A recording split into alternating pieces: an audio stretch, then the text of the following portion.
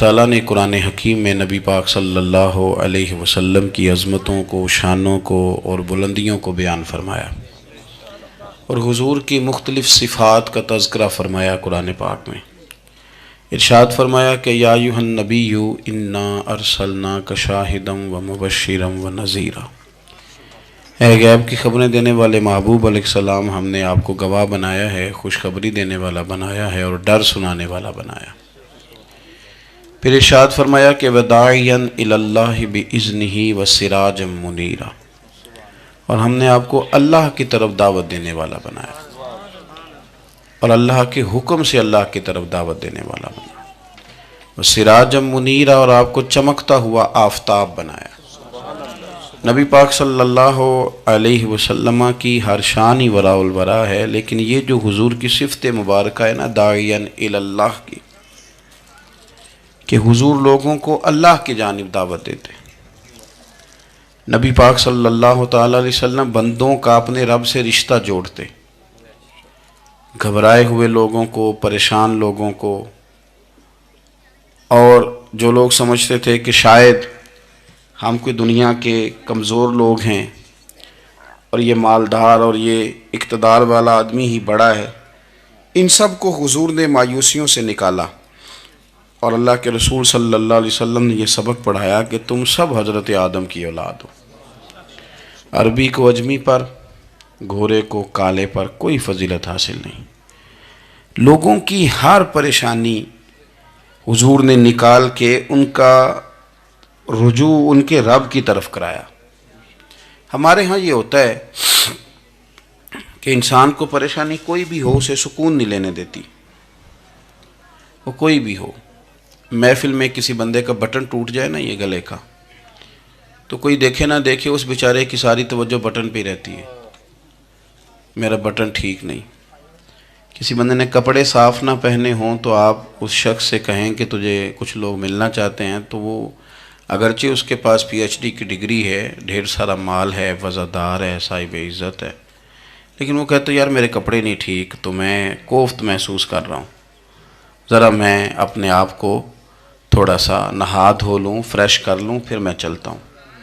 آپ کے ظاہری جسم پر ایک آدھ دھبا ہو تو وہ آپ کو سکون نہیں لینے دیتا، اور اگر دھبے باطن پہ لگ جائیں،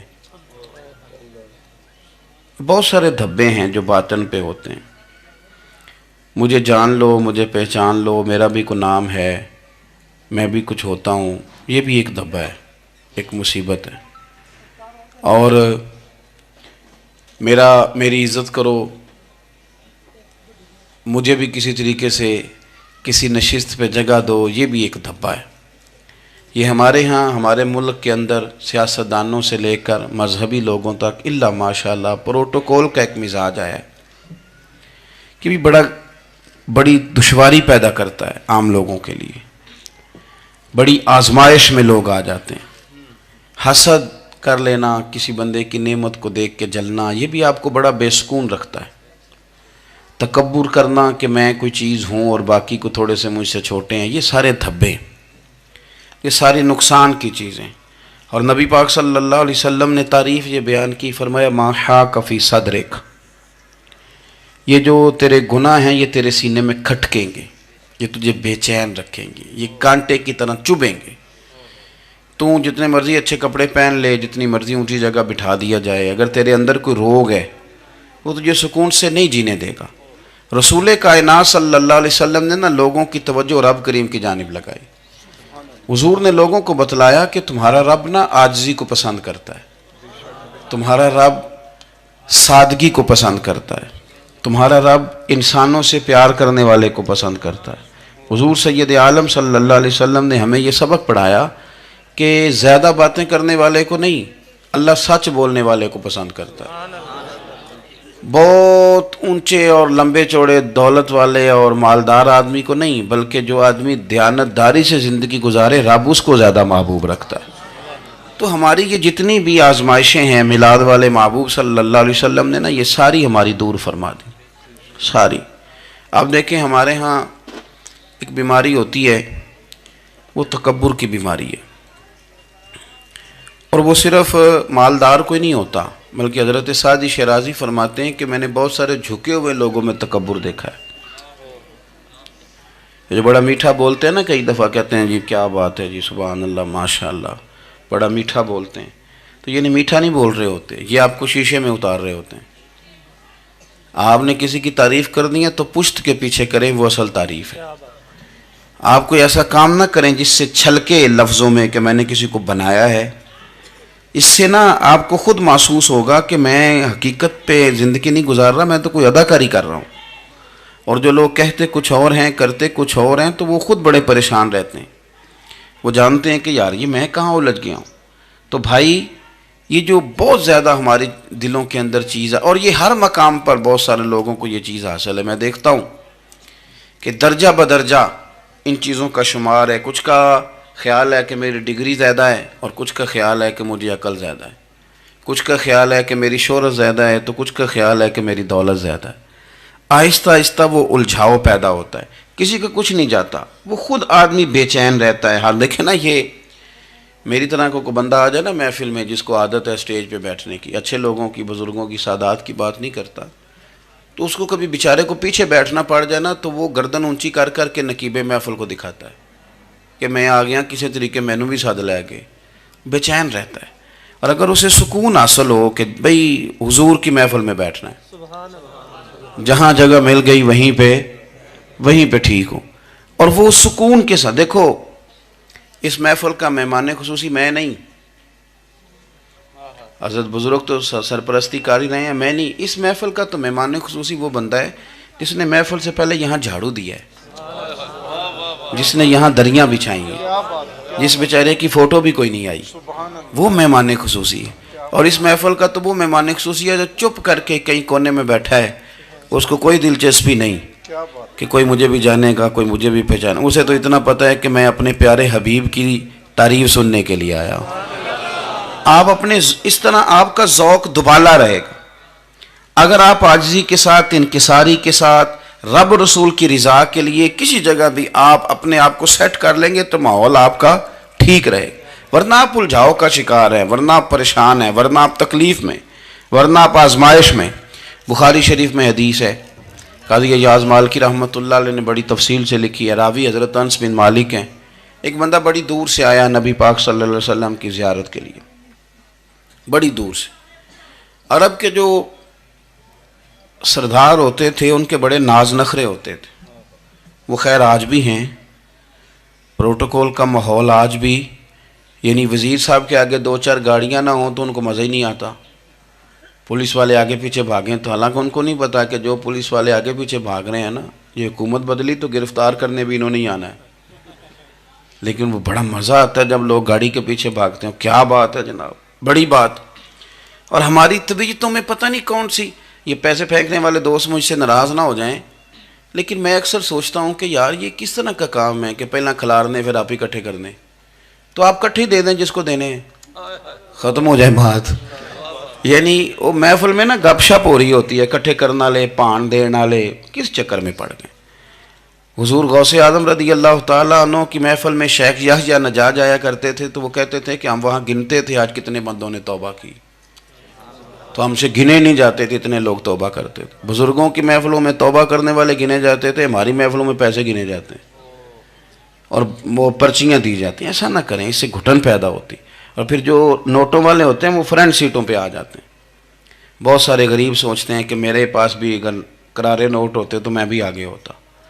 تو کم از کم یہ جو میلاد کی محفل ہیں ان میں تو سب کو ایک جیسا رہنے دے، یہاں تو امیر غریب کا فرق نہ ہو، اس کو تو مہربانی کریں. تو نبی پاک صلی اللہ علیہ وسلم کی خدمت میں وہ شخص بڑی دور سے آیا. تو عرب کے بادشاہوں کا مزاج تھا، پروٹوکول بڑا چاہتے تھے. ان کا تو یہ طریقہ تھا کہ حکمرانی کرنی ہے جیسے بھی ہو. اگر کسی غلام نے دھوپ میں بندھا رہ گیا، اونٹ اور چھاؤں میں نہیں باندھا تو درے مارتے تھے، اور اگر اس نے کھول کے باندھ دیا تو پھر بھی مارتے تھے. کہتے تھے اتنا سیانا ہو گیا تو انہیں پوچھا ہی نہیں، خود بخود ہی باندھ دیا. وہ شخص حضور کی بارگاہ میں آیا اور بہت سارے لوگوں کے پاس کیونکہ وہ جاتا تھا اپنے سربراہ کا پیغام لے کے، تو وہ کانپ رہا ہے جب حضور کی بارگاہ میں گیا، ڈر رہا ہے. اب ذرا بات کو سمجھنا، نبی پاک صلی اللہ علیہ وسلم نے اس سے فرمایا کیوں ڈرتے ہو؟ سادہ آدمی ہے، دیہاتی ہے، بدو ہے. اللہ کے رسول نے تھپکی دی. کیوں ڈرتے ہو؟ تو کہتے ہیں حضور مجھے آداب نہیں آتے اور مجھے ڈر آتا ہے، کوئی بات اگر ایسی ہو گئی آپ مدینے کی حکومت کے سربراہ ہیں تو کہیں آپ ناراض نہ ہو جائیں. حضرت انس بن مالک فرماتے ہیں بات کہاں کی تھی، پہنچ کہاں گئی. جب اس نے یہ کہا نا کہ آپ تو حکومت کے سربراہ ہیں، کہیں کوئی غلطی نہ مجھ سے ہو جائے، تو نبی پاک کی آنکھوں میں آنسو آ گئے. حضور رونے لگے اور نبی پاک صلی اللہ علیہ وسلم فرمانے لگے نہ بھائی تو کسی حکومت کے سربراہ کے پاس نہیں آیا، نہ تو اس بیٹے کے پاس آیا ہے جس کی ماں گوشت کے خشک ٹکڑے کھا کے بھی گزارا کر لیتی. میں تو ایک غریب ماں کا بیٹا ہوں.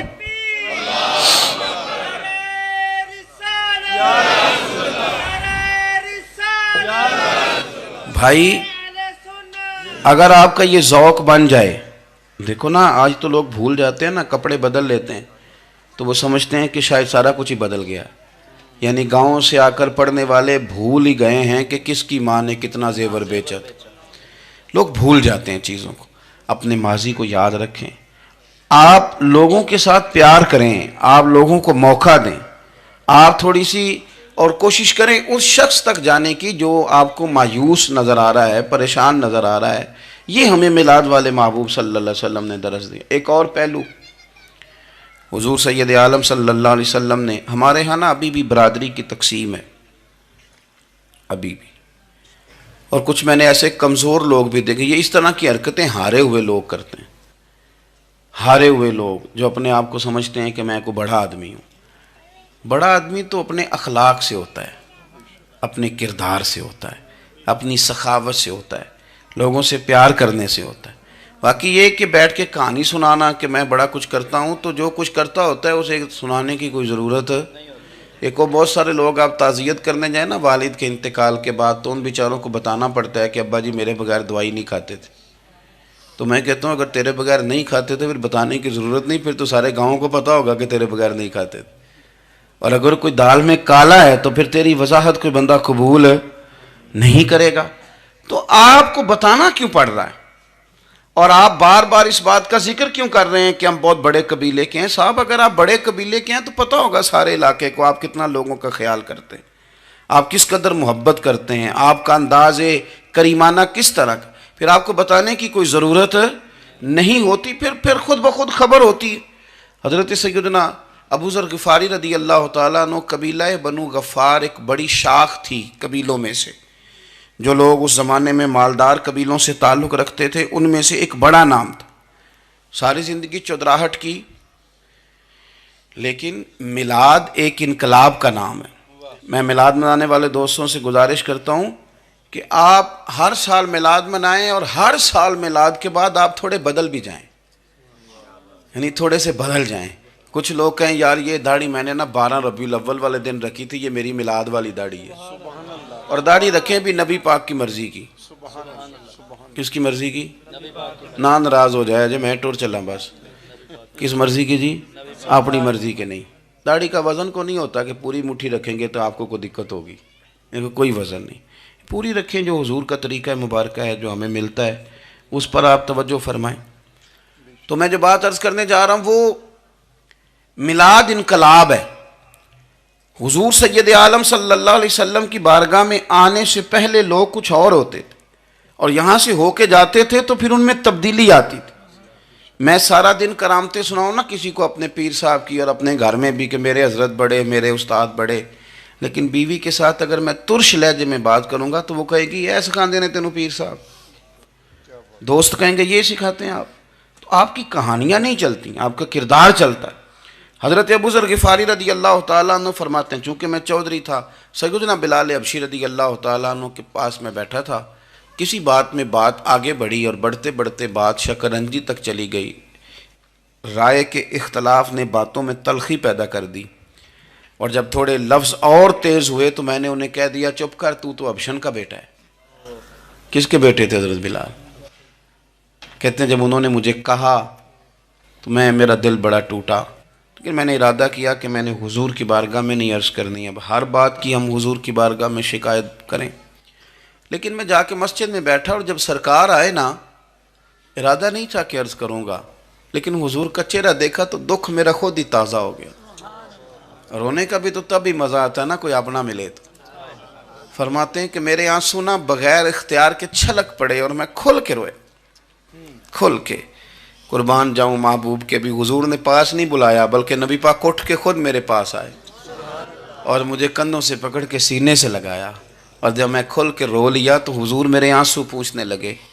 کچھ شعر ایسے ہوتے ہیں جو کسی نے کہے ہوتے ہیں، اور کہنے والا جو ہوتا ہے وہ صاحب حال ہوتا ہے، تو اس میں کچھ خوبصورتی زیادہ ہی ہو جاتی ہے۔ ایک پنجابی کے شاعر ہمارے گجرات میں گزرے، بزرگ تھے، ان کا ایک شعر ہے، وہ کہتے ہیں ایک واری میری آنکھیاں چوں اونا نے اتھرو پونجے سن، ایک واری میری آنکھیاں چوں اونا نے اتھرو پونجے سن، ہن تے چسکا پہ گیا رونے دا۔ ایک واری میری آنکھیاں چوں اونا نے اتھرو پونجے سن، ہن تے چسکا پہ گیا رونے دا، تے ہر ویلے آہو زاری دا۔ تو میں روز رونے لگا ہوں، مزہ ہی بڑا آیا ہے جب سے محبوب نے چپ کرانا شروع کیا۔ میرے عزیز، اور پھر حضرت بلال حبشی رضی اللہ تعالیٰ عنہ چونکہ حضور کے غلام تھے اور انہیں پتہ تھا کہ سرکار میری ناز برداری کرتے ہیں، حضور نے چپ کرایا۔ فرمایا کیوں روتے ہو؟ تو عرض کرنے لگے یا رسول اللہ صلی اللہ علیہ وسلم، اگر میں حبشن کا بیٹا ہوں تو میری تو غلطی کوئی نہیں نا، یہ تو تقسیم اللہ کی ہے نا۔ الذی خلقک فسواک فعدلک فی ای صورت ما شاء رکبک، جس طرح وہ چاہتا ہے، جس کو چاہتا ہے اس طرح کی اس کی صورت بنا دیتا ہے۔ تو مجھے حبشن کا بیٹا کہا جاتا ہے، میری غلطی کیا ہے؟ حضرت بلال نے بھی نہیں بتایا کس نے کہا، لیکن نبی پاک صلی اللہ علیہ وسلم نے کیا فرمایا؟ امام یوسف صالحی نے لکھا ہے، ذرا غور کرنا بات پر، تسلیاں لوگ اور رنگ میں بھی دیتے ہیں، پر یہ تسلی بڑی انوکھی ہے۔ حضور فرمانے لگے بلال اگر تو حبشن کا بیٹا تو پریشان کیوں ہوتا ہے؟ کالے رنگ والی ماں کا بیٹا ہے تو پریشان کیوں ہوتا ہے اگر تیری والدہ کا رنگ کالا ہے تو؟ عرض کی حضور آپ کیا فرمانا چاہتے ہیں؟ تو سرکار فرمانے لگے میں دو ماؤں کا بیٹا ہوں، ایک جناب آمنہ جنہوں نے مجھے پیدا کیا، اور ایک حضرت ام ایمن جنہوں نے میری پرورش کی، مجھے بڑا کیا۔ حضور فرمانے لگے میری ماں آمنہ کا رنگ گورا تھا اور میری ماں ام ایمن کا رنگ کالا ہے۔ تو فرمایا اگر تجھے کسی نے کالے رنگ والی ماں کا بیٹا کہا تو اسے کہہ دینا مدینے والی محبوب کے بھی تو ایک والدہ کا رنگ کالا ہے، تو کہہ دینا۔ حضرت بلال کہتے ہیں کہ وہ اس طرح کی تسلی تھی، طفل تسلیاں نہیں جس طرح کی ہمیں دی جاتی، وہ اس طرح کی خوبصورت تسلی تھی کہ اس کے بعد میرا دل ایسا ٹھنڈا ہوا، پھر کسی کا تانا نہیں رہا، پھر کسی کی تکلیف نہیں رہی۔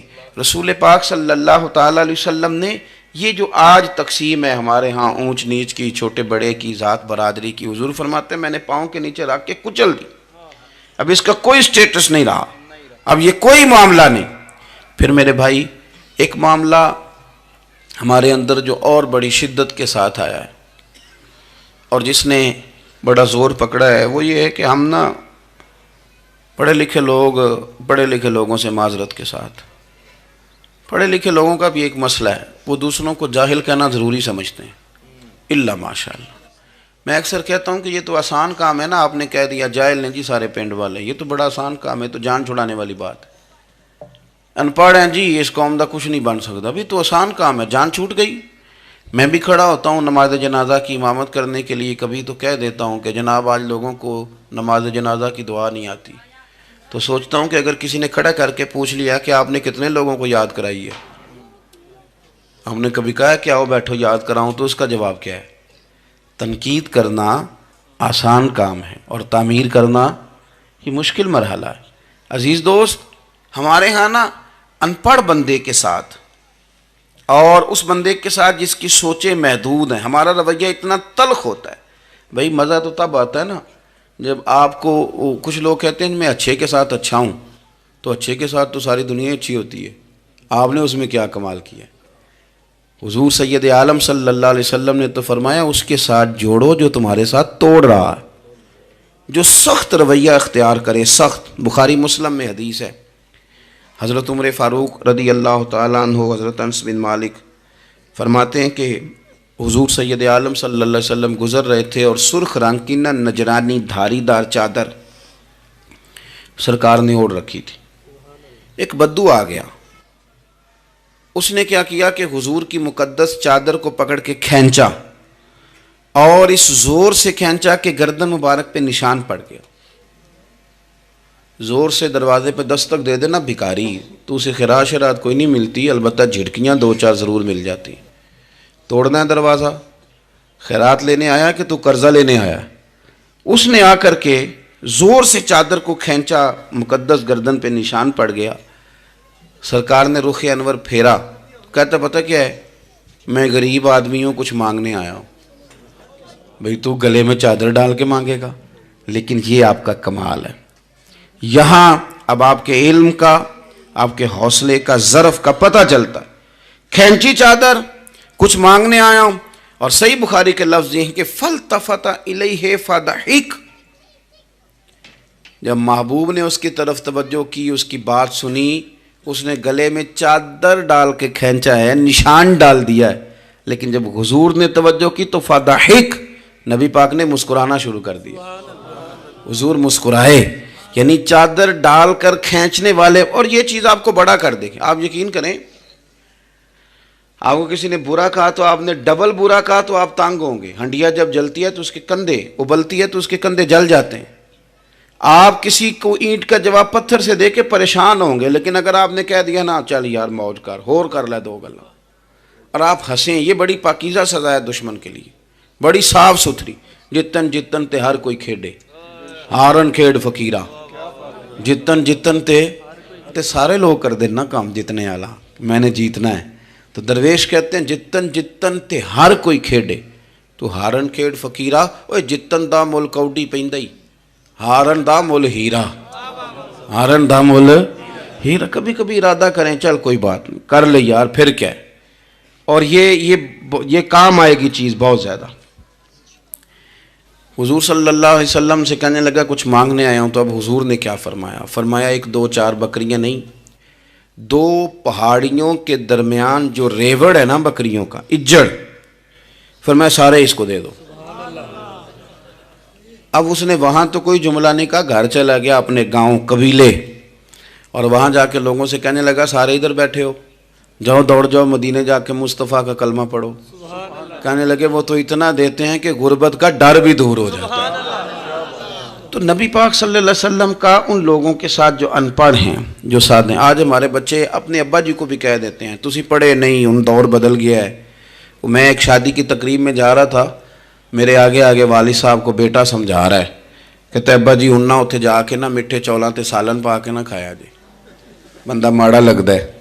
میرا پیار تھا اس خاندان سے، میں نے اس بچے کو تھپکی دے کے کہا، میں کہا پتر تو ذرا لیٹ ہو گیا، جلدی ہوندہ تے نہ سارے سیانے ہونا سی۔ یہ ہمارے بچے اب بجائے اس کے کہ وہ قائل کریں، کتنا آپ نے غلط جملہ کہا کہ ابا جی آپ پڑھے ہی نہیں، آپ نے کتنی غلط بات کر دی۔ امام اعظم ابو حنیفہ رحمۃ اللہ علیہ کا ایک شاگرد تھا، وہ تقریر اچھی کرتا تھا، تو امام صاحب رحمۃ اللہ علیہ کی والدہ فرمایا کرتی ہیں ابو حنیفہ جا اس سے جا کے یہ مسئلہ پوچھ کے آ۔ تو امام صاحب فرماتے ہیں اماں میں نہ بتا دوں، تو اماں کہتی تو تے بچہ تینوں کی پتہ ہوئے، حالانکہ وہ شاگرد ہے۔ تو امام صاحب پھر اس کے پاس جاتے، اس کو جا کہتے اس سوال کا جواب، تو کہتا استاد جی مجھے کیا پتہ ہے، آپ کو پتہ ہے ان مسئلوں کا؟ تو آپ فرماتے یہ میں پہلے تجھے بتاتا ہوں اس کا جواب، پھر تو مجھے بتا، اور پھر میں تیرا نام لے کے اپنی اماں کو مطمئن کروں گا۔ اس لیے کہ ماں باپ کو دلائل نہیں دیے جاتے، انہیں راضی کیا جاتا ہے۔ اور میں بچوں سے گزارش کروں گا ابا جی کو پیسے بھی دیں، اماں جی کے وہ کپڑے بھی لے کے دیں، لیکن ضروری یہ ہے کہ ان کو وقت دیں، ان کے پاس بیٹھیں، ان سے مشورہ کریں، ان کو آپ کے وقت کی ضرورت ہے۔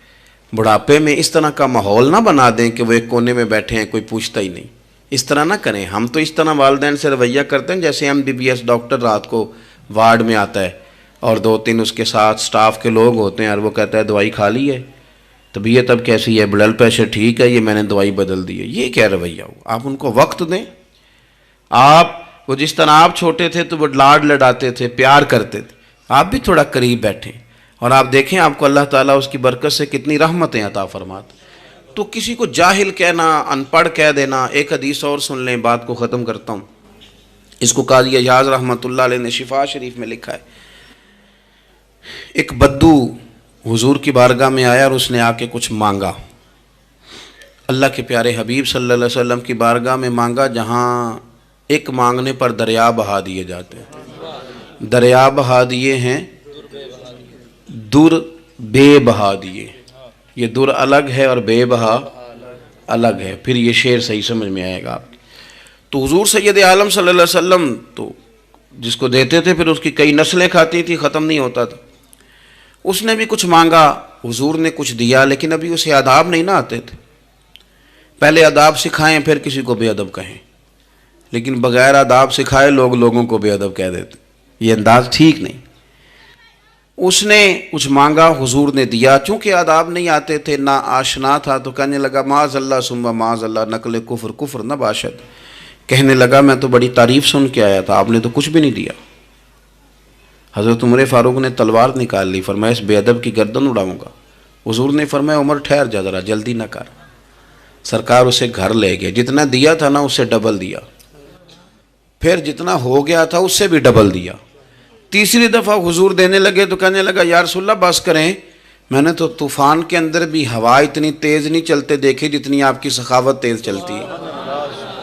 کریم رسول صلی اللہ تعالیٰ علیہ وسلم نے فرمایا یہی بات باہر جا کے میرے صحابہ سے بھی کہہ دو گے؟ حضور کہہ دوں گا. فرمایا جب تم نے کہا تھا نا نہیں دیتے تو ان کے دل ٹوٹ گئے، جب تم کہو گے نا بڑا دیتے ہیں تو ان کے کلیجے ٹھنڈے ہو جائیں گے. وہ باہر آیا، آ کر کے کہنے لگا میرے رسول پاک علیہ السلام کے مقدس غلاموں، میں نے تو طوفان میں بھی ہوا اتنی تیز نہیں دیکھی جتنی کریم کی سخاوت تیز ہے. پیارے حبیب صلی اللہ تعالیٰ علیہ وسلم تو کمال کر دیتے ہیں. اب صحابہ خوش ہو گئے. میرے نبی پاک صلی اللہ علیہ وسلم نے ہماری تربیت فرمائی کہ ہم نے کس طرح کا رویہ ایسے لوگوں کے ساتھ اختیار کرنا ہے. حضور فرمانے لگے عمر اگر تم اس سے پہلے قتل کر دیتے جو اس نے کہا تھا تو یہ دوزخ میں جاتا، اور اب جو کہہ رہا ہے اس پر مرے گا تو رب اسے جنت عطا فرمائے گا. حضور فرمانے لگے عمر میری اور تمہاری یعنی میری اور میری امت کی مثال اس آدمی کی مثال کی طرح جس کی اونٹنی بھاگ گئی تھی، ناک سے نکیل نکل گئی تھی. بہت سارے لوگ آئے اسے پکڑنے کے لیے، ہاتھوں میں نیزے تھے، ڈنڈے تھے، تلواریں تھیں، پر وہ کسی کے قابو نہ آئی. زخمی ہو گئی پر کسی کے قابو نہ آئی. حضور فرماتے ہیں پھر اس کا اپنا مالک آ گیا. اس نے تھوڑا سا چارہ اٹھایا، میری طرف دیکھیے گا جی، چارہ اٹھایا، اونٹنی کو دکھایا، وہ دوڑی آئی. اس نے اس کو تھپکی دی، بغیر کسی کی مدد کے ناک میں نکیل ڈالی. پھر اونٹنی پر سوار ہوا اور کہنے لگا لوگوں تم نے میرے جانور کو بڑی تکلیف دی، اونٹنی میری ہے، اسے سنبھالنے کا طریقہ بھی مجھے ہی آتا ہے. گویا حضور فرما رہے ہیں عمر یہ امت میری ہے تو اسے کس طرح سنبھالنا ہے یہ طریقہ بھی مجھے ہی آتا ہے. ان کی کہاں کس بنیاد پر کس رنگ میں تربیت کرنی ہے یہ میں جانتا ہوں. ہمیں اگر ہماری زندگی انصاف والی ہو، عاجزی والی ہو، اطمینان والی ہو، عاجزی بھی دل کا نام ہے، اطمینان بھی دل کا نام ہے. بہت سارے گردنیں جھکانے والے بھی عاجز نہیں ہوتے. اپنے دل سے تہیہ کر لیں کہ میں کسی شخص کو بھی اپنے سے چھوٹا نہیں جانتا، کمزور نہیں جانتا. میں کسی شخص کے بارے میں بھی یہ رویہ نہیں رکھتا کہ یہ کوئی برا ہے. اگر کہیں ضرورت پڑے تو کسی کی اصلاح کریں. اگر وہ اصلاح قبول نہ کرے اور آپ کو محسوس ہو کہ یہ معاملہ آپ کے بس میں نہیں تو پھر بھی اس کے لیے دعا کریں. کسی کونے میں جا کر کے تنقید کرنے کی اجازت نہیں ہے.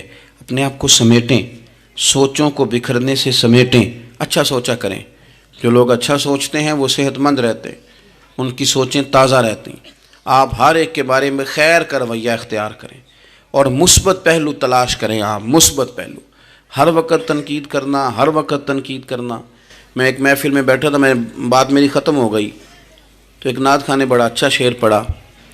ہم بڑی اس بات کی تردید کرتے رہتے ہیں کہ یہ طے کر کے اور پیسے لے کے اور یہ نہیں کرنی چاہیے چیزیں، لیکن یہ کہ یہ غلطی کس کی ہے؟ یہ اس عوام کی غلطی ہے جو ریٹ بناتی ہے، چیزیں خریدتی ہے. جو چیزیں آپ خریدیں گے نہیں بکیں گی بھی نہیں مارکیٹ میں.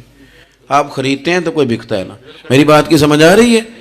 تو ہم یہ سارا کچھ ڈال دیتے ہیں. اب کیا ہوتا ہے کہ اتنی سونی محفل سجی ہوئی ہے لیکن اس میں بیٹھ کر لوگ حضور کی تعریف سننے کی بجائے یہ کہہ رہے ہیں اس نے 40,000 لیا ہے. تو آپ یہ اندازہ کریں کہ وہ جو بات ہمیں اس وقت مدینہ شریف لے کے جاتی، ہمارا عشق رسول تازہ کرتی، تو ہم نے وہاں کیا گھٹن پیدا کر دی یہ کہانیاں چھیڑ کے. کیوں دیتے ہیں آپ پیسے؟ کیوں اس طرح کے ریٹ آپ بناتے ہیں؟ پہلے آپ بناتے ہیں پھر اس کے بعد آپ تنقید کرتے ہیں. اب دیکھیں میں بھی بیٹھا تھا تو اس نے بڑا خوبصورت شعر پڑھا اور بڑی مزیدار بات کی، بڑا مزہ آیا. تو میں نے ساتھ والے سے کہا یار آج بڑے دنوں کے بعد سرور آیا. تو کہنے لگا انہیں 40,000 لے آ جائے. میں انہوں کہا تو 10 منٹ کھلو جانا سی، مزہ تو لینے نہیں دیتا. اور پھر میں نے اسے کہا کہ یار بات سنو، کیوں دیتے ہو 40,000؟ اور اگر اس نے لیا بھی ہے نا تو آج اتنا مزہ آیا نا، میرے خیال میں نا اس کا 40 نہیں 80 بنتا ہے. دیکھو نا اس نے ہمیں پہنچا کہاں دیا ہے. تو آپ مثبت لیں چیزوں کو، مہربانی کریں، اچھا سوچیں، اچھے رویے اختیار کریں. وہ کسی شاعر نے کہا تھا کچھ تو مجبوریاں رہی ہوں گی، یوں ہی کوئی بے وفا نہیں ہوتا. اچھی سوچ پیدا کریں، خوبصورت آپ اپنے آپ کو رکھیں. آپ کا فائدہ ہوگا، آپ اچھا سوچیں گے تو آپ کا نفع ہے. ورنہ بکھری ہوئی سوچوں والے لوگ تو بیچارے سویرے کچھ ہوتے ہیں، دوپہر کو کچھ ہوتے ہیں، شام کو کچھ اور ہوتے ہیں، اور تیزی سے وہ لوگ بکھر جاتے ہیں. آپ یہ دیکھیں کہ آپ مست رہیں، آپ اپنے آپ کو پریم میں رکھیں، آپ اپنے آپ کو سکون میں رکھیں. کوئی تعریف کرے تو اس کی مہربانی، تنقید کرے تو اللہ بھلا کرے، لیکن آپ نے اپنی سوچوں کو ہمیشہ مجتمع رکھنا ہے. اللہ تعالیٰ آپ کو بہترین صلہ عطا فرمائے. محفلیں ہوتی ہیں حضور کے نام کی، لوگ تو ظاہر آتے جاتے رہتے ہیں، ہر ایک آدمی کی اپنی مشغولیت. آپ تشریف رکھیں گے، حضور کی ثنا خوانی ہوگی. اللہ تعالیٰ آپ سب کو جزا عطا فرمائے. آخر دعوانا جی آج اقبال ڈے جی واقعہ ہے سعد بن نبی وقاص سنا دیا. نہیں وہ کون سا واقعہ ہے؟ وہ تو واقعہ ہے سعد بن نبی وقاص یوٹیوب تے اپلوڈ ہے. نہیں، ان کے تو کئی واقعات ہیں. جنگ والا چلے میں بات کرتا ہوں، آپ تشریف رکھیں جی. میں بات کرتا ہوں. میں تو اپنی طبیعت کے مطابق بات کر چکا ہوں، اتنی کو میں کیا کرتا ہوں، لیکن ایک بات عرض کرتا ہوں آپ کی خدمت میں. ایک تو یہ کہ آج اقبال ڈے. علامہ اقبال جو ہیں وہ اسلام کے اور صوفیاء کے اور اہل محبت کے بہترین ترجمان ہیں. انہوں نے لوگوں کو رخ جو ہے وہ نبی پاک صلی اللہ علیہ وسلم کی محبت کی جانب پھیرا ہے. تو اقبال سے پیار کرنا اور ان کی تعلیمات کو دیکھنا یہ بھی بڑی کمال بات. ایک بات مجھے یاد آ رہی ہے حضرت سعد بن نبی وقاص کے. بہت ساری باتیں ہیں، میں سمجھ نہیں پایا کہ کس بات کی طرف میرے بھائی نے اشارہ کیا ہے. آپ فرماتے ہیں میں ایک دفعہ قادسیہ کی جنگ کے لیے گیا تھا، تو اس بادشاہ جس سے ہماری جنگ تھی اس کے بارے میں معروف تھا کہ تاج بڑا قیمتی پہنتا ہے. ہوتے ہیں نا جی، ہمارے ملک میں بھی کچھ بادشاہ ایسے ہیں جو 6-6 کروڑ کی گھڑی پہن لیتے ہیں. حالانکہ آپ جتنا مرضی مہنگا جوڑا پہن لیں، اب تعریف کوئی بھی نہیں کرتا. اب ختم ہو گیا دور، اب سارے وراء الورا. اب ہر بندے کی ڈیزائننگ بڑی شاندار ہے، جس کو بھی چھیڑ دیں. تو وہ تاج بڑا قیمتی پہنتا تھا، ہیرے لگائے ہوئے تھے. حضرت سعد بن نبی وقاص رضی اللہ تعالیٰ عنہ نے لوگوں سے کہا کہ اس کے تاج کا خیال رکھنا، مل گیا تو مال غنیمت میں فائدہ ہوگا. جنگ ہوئی شام کو، تاج اس کا کہیں ریت میں کھو گیا. لوگوں نے کچھ دیر ڈھونڈا، بادشاہ قتل ہو گیا، ملا نہیں. حضرت سعد بن نبی وقاص نے کہا چھوڑو، سو جاؤ، اتنا بھی ضروری نہیں. فرماتے ہیں کہ میں اپنے خیمے میں چلا گیا تو ایک آدمی نے اندر آنے کی اجازت مانگی. میں نے کہا آ جاؤ. وہ آیا تو اس نے چادر کی اوٹ میں اپنا چہرہ چھپایا ہوا تھا، اور پھر اس نے جب وہ چادر کھولی تو اندر سے اس نے وہ ہیروں کا چمکتا ہوا تاج میرے سامنے رکھا. کہنے لگا میں گزر رہا تھا، گھوڑے کے پیر سے کچھ چیز ٹکرائی ہے، میں نے ریت کھودی ہے تو یہ نکل آیا. تو آپ فرماتے ہیں میں نے اسے کہا یار تو غریب آدمی لگتا ہے، تیرے کپڑے بتاتے ہیں. دامان توکل کی یہ خوبی ہے کہ اس پر پیوند لگے ہوتے ہیں پر دھبے نہیں ہوتے. تو غریب آدمی لگتا ہے. اس نے کہا جی میں جب آیا تھا تو بچوں کے لیے شام کا کھانا تھا، کسی پڑوسی سے ادھار کی گزارش کر آیا تھا، لوٹ کے جاؤں گا تو اللہ خیر کرے. آپ فرماتے ہیں کہ وہ رکھ کے نا غریب آدمی، اتنی دیانتداری، اتنا اخلاص، چہرہ بھی چھپایا ہوا. جب اس نے رخ پھیرا تو میں نے اسے کہا میاں نام ہی بتا دو، باپ کا نام اور قبیلے کا نام ہی بتا دو. کیسے اس نے رخ نہیں پھیرا، ادھر ہی چہرہ رکھا دروازے کے جانب. کہنے لگا حضور یہ کام میں نے آپ کے لیے نہیں کیا، یہ دیانتداری اور اخلاص میں نے آپ کے لیے یا شہرت کے لیے یا لوگوں کو بتانے کے لیے نہیں کیا. جس رب و رسول کے لیے میں نے یہ کام کیا ہے نا، وہ میرا نام بھی جانتے ہیں، باپ کا نام بھی جانتے ہیں اور قبیلہ بھی جانتے ہیں. انہیں پتہ ہے میں نے اللہ کی رضا کے لیے کیا ہے. تو جن کے لیے کیا ہے انہیں میری اس بات کی خبر ہے. اس لیے حضور نے فرمایا ہے کہ اللہ نہ تمہاری جیب دیکھتا ہے نہ چہرہ دیکھتا ہے، وَلَٰكِن يَنْظُرُ إِلَىٰ قُلُوبِكُمْ، وہ جب دیکھتا ہے تمہارے دل دیکھتا ہے. تو اس پر توجہ رکھیں، یہ صاف ستھرا رہے تو بڑے سارے کام بن جاتے ہیں. اللہ عمل کی توفیق رفیق عطا فرمائے۔ آخر دعوانا ان الحمدللہ رب